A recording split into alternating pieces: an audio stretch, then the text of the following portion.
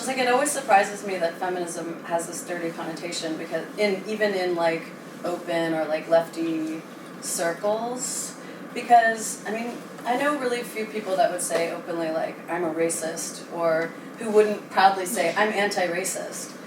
But to me that's like the equivalent of saying like I'm feminist, which is just I recognize that there's sexism in the world and I'm against it. I want to fight against sexism, and I think as long as sexism exists anywhere in the world, there's a place for feminism and for queer activism. So maybe people would be more open to receiving information on if it was named otherwise than feminism, because then you could, I don't know, just to have like a kind of gender equality activism thing named as such instead of one root of it. Of course it started from inequality towards females, and that is why, but exactly. I mean it could be named another way and sneaked in there, you know. But in the books in Open the Name is that it's pointing at that females have been under, and you can see it in just wages, which is a very concrete way to look at gender inequality. And as long as there is an inequality there, we will be fighting for feminism. And once that balances out, it will be called equalitism. Yeah, but sometimes... So I think that's necessary in there. And I think a lot of the negative connotations have come through being hijacked by all kinds of purposes and very extreme ideas. But I also think the extreme ideas and kind of really provoking people and buzzing them. Yeah, you need to take a pretty radical stance to get to change this thing that's been so rooted for so long. So I understand that it can create a lot of friction and make a lot of people angry, and they connect that to the word, but the definition is still the same. There's inequality towards the feminine, and we recognize that it is there, and we will fight for it and fight for the equality of it until it is achieved. My flatmate, she does gender studies, and she's quite the feminist, and I don't know, I guess it was just kind of like slowly introduced to me, you know, want to pursue like a career in the music industry as well. Like there are problems that you do encounter, and then I went to these SoundCloud events and it just like opened up like so much. There was a guy from like Resident Advisor, and he was like talking about like the comments, because you were saying like about being sexualized like for females anyway, and sometimes like when it becomes like a female DJ, like they're talking about, you know, how attractive she is rather than like her music. And like there was a guy who like commented like, you know, tasty mixed by a tasty bird, and like, you know, it kind of felt like it was more about her image rather than the music she actually did, and that really bothered me.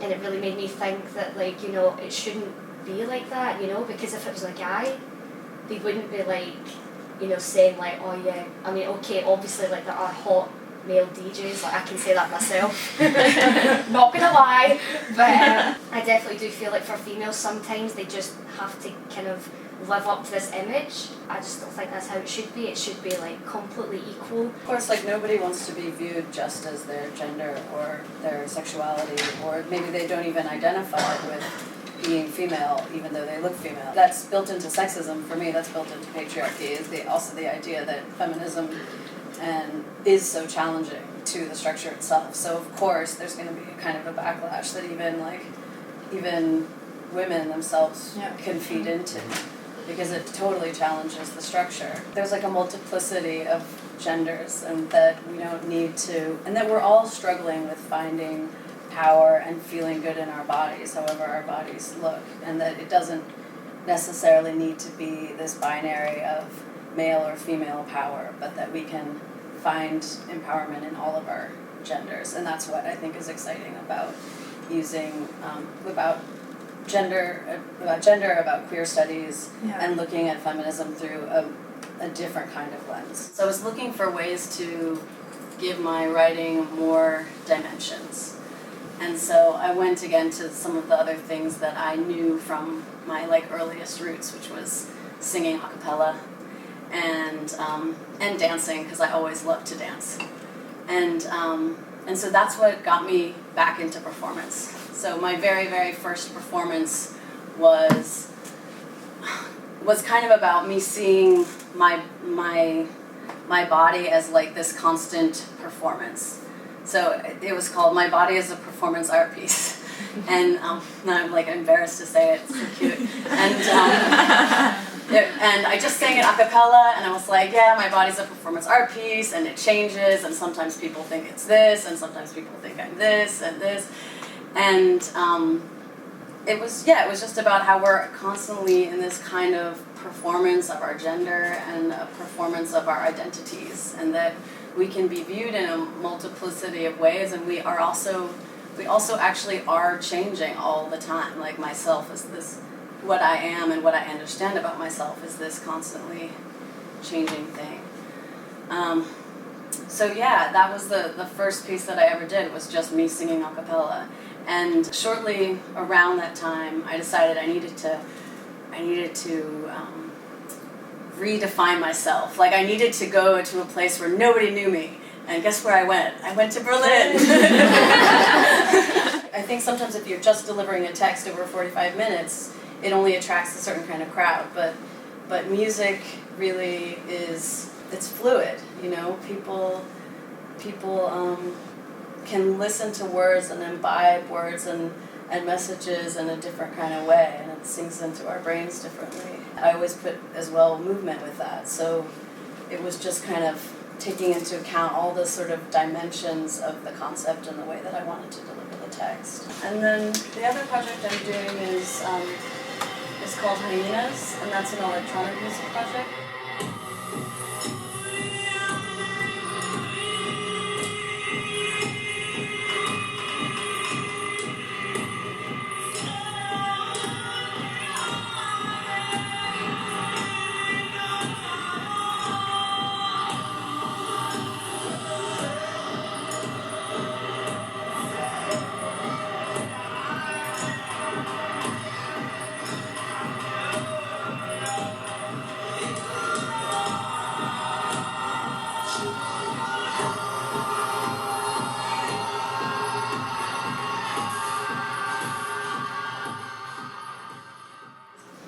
Adrienne was kind of light years ahead of me with production, and when I started working with her, I delved into Ableton on my own for many months to get the basics, and then we started working together, producing, and I just, like, it was such a gift to be able to take sounds and mold them and to shapeshift. I finally felt like that was the missing piece as far as putting together like a full performance, was being able to take, because one of the things we started doing especially was like taking found sounds and then making digital synths out of them.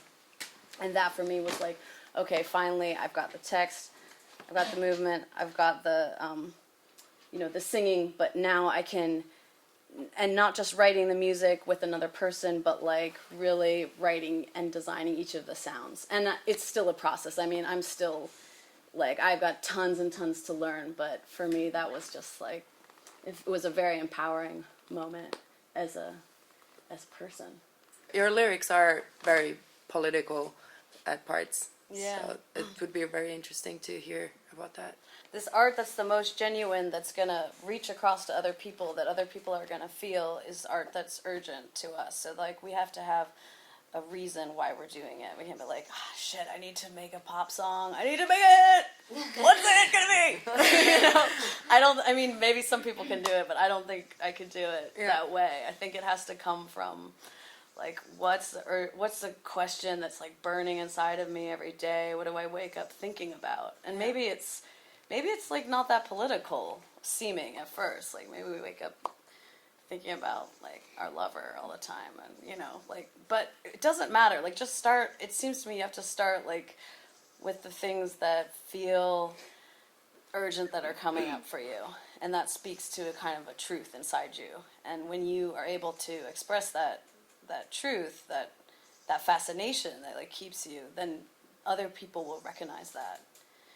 So yeah, I mean, with text, I don't think everybody goes to text. Like, I think some people feel that sort of urgency through sound, like really through playing with music, or like with their instrument, whatever their instrument is. Like, It's a more immediate form of deliverance. if you read something, music can really jump at you. It's such an immediate thing, musical performance. So that immediacy and deliverance, people can relate to much more immediately if it's something, that's really just happened to them. When you perform live, you can't ever think that like one part isn't important. Like what you're wearing isn't important. Like to me, what you present on stage, visually and audibly. Audibly? Audibly. The autismness. We know what It you all mean. fits together. So like you have to. It's never vanishing. Whatever is there, it to me it makes sense that it all fits with a concept. So it's best to like kind of to think about that, like what people are gonna actually see, how everything that you're presenting is gonna be interpreted, and what it really means. So to think about the origins of all those things that you're presenting. Well, yeah, we've been basically talking about how to get females more into electronic music and coming to study and to this male-dominated music world. Oh my God. Yeah, like, how do you feel now? Like, do you feel that would have helped you before, or do you feel now is the right time, or do you feel like I never needed it? I mean, I guess I didn't study before because for whatever reason there was always the other thing that I wanted to do at that time. It was not like necessarily a negative thing about studying music, but it was just like I wanted to study writing. And before that, like I wanted to get practice doing it, and then like I don't know, I just needed to get as much like live experience as I could. And maybe that's it. Is like I have a lot of live experience now, and now really working in electronic music production, I'm seeing how much I don't know, and I think that's where school could come in. So like Adrian and I just switched to using Bitwig, so we're going back to taking those YouTube tutorials. So that's kind of my school. And incidentally, there's two type of teachers generally. There's the California guy, and there's the British guy. And I'm so tired of that. So, one thing I think would help getting more women in music education, just like seeing more women on YouTube teaching about music. So maybe I could get to that point where I could actually do it. But I know a lot of other women that know a lot more than me that I really think that they should start doing these tutorials because it's inspiring to see it.